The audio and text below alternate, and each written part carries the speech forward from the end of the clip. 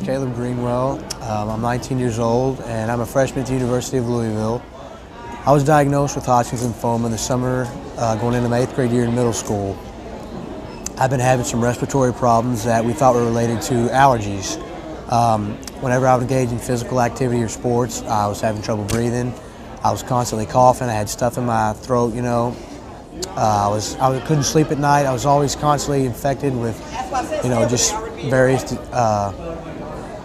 like viruses and stuff like that. I was constantly sick. So one morning, I think it was about 2 weeks prior to my diagnosis, I woke up one morning and my face was swollen very badly, and I had these varicose veins across my chest. And we'd already been to my pediatrician before. She couldn't find anything wrong with me, but when I woke up that morning, my mother started to be very worried, and she took me to the pediatrician and said, something was the matter. Please find out what's wrong with my son. She examined me, still couldn't find anything out in me. She said it was still allergies, so she sent me back to my allergist, who we'd already been to as well. And he examined me, said he couldn't find anything wrong, wasn't allergies, but he suggested getting a chest x-ray. So we went and had a chest x-ray done that day. And I remember my mom coming out of the back room, she was crying. I said, "Mom, what's the matter?"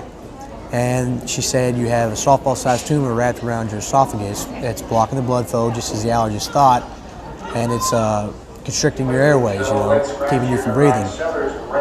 So I said, "Well, what does that mean?" And she told me, that the doctors just thought that they were going to operate on me and hopefully remove it, and that was going to be the end. So, I wasn't worried too bad. I thought, people have surgery all the time. I'll be all right.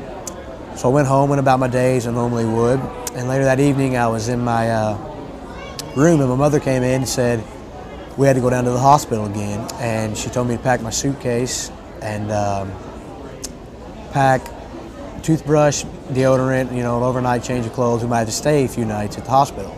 And that's initially when I started worrying and started thinking, what's going on? I've never spent the night at the hospital before. So that's when I really started worrying. I didn't know what was going on. And we ended up going down to the hospital. They ran a few more tests, took my blood. A few hours later, my father and my older sister came in and told me I had Hodgkin's lymphoma. I didn't really understand the seriousness of it. I just broke down and started crying. I knew cancer was bad. I thought, I could possibly die. What's going to happen to me? I look back, and I tell this to a lot of people, and some people think it's odd. My friends don't realize it, but I tell them I never regret having cancer.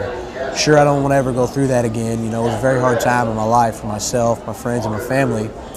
But, I don't regret going through it. So many good things resulted from my whole experience. The Lord taught me many things. I learned many things. And just your whole experience changes your entire outlook on life. I think many people go through life and they just take it for granted. They wake up every day, go about their day as usual.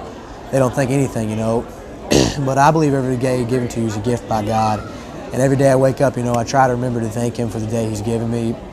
And I try to make the best of my days as I normally wouldn't, even still, even after I've had cancer, I still, take days for granted sometimes. But I challenge you just to, just remember you're going to get through this, just take advantage of every day, live it to the fullest, you don't even know if tomorrow's going to come. You're going to get through it, it's going to be all right. And there's so many things out there that can help you. There's so many support groups out there that will always be with you and that will help you in daily activities, help you with school. I actually have an American Cancer Society scholarship that I was awarded that. It gives me $1,000 per academic school year to help me with school. And without that scholarship, many of the others, I know that I'd be struggling. My life wouldn't be as easy as it is at school right now. It'd be very hard because I know I'd have to be helping work to pay for my tuition. I wouldn't be able to take as many credit hours. I wouldn't be able to focus as much as I am on school right now. I'm a firm believer in Jesus Christ, and I really don't know how I would have got through my experience without Him. Just the hope I found in Him, and just realized, I have nothing to worry about. I believe in the Lord Jesus Christ, and I knew that if I died, I was going to go to heaven. And there's nothing. The greatest thing to fear is death. That's the worst thing that could have happened to me through my whole experience. And if I thought, if I die, I'm going to go to heaven, what's there to worry about? So, just the fact that I had the Lord, I had a personal relationship with the Lord, it got me throughout that a whole experience. I never once got afraid. I never once was afraid of dying after that initial time, because the Lord gave me hope.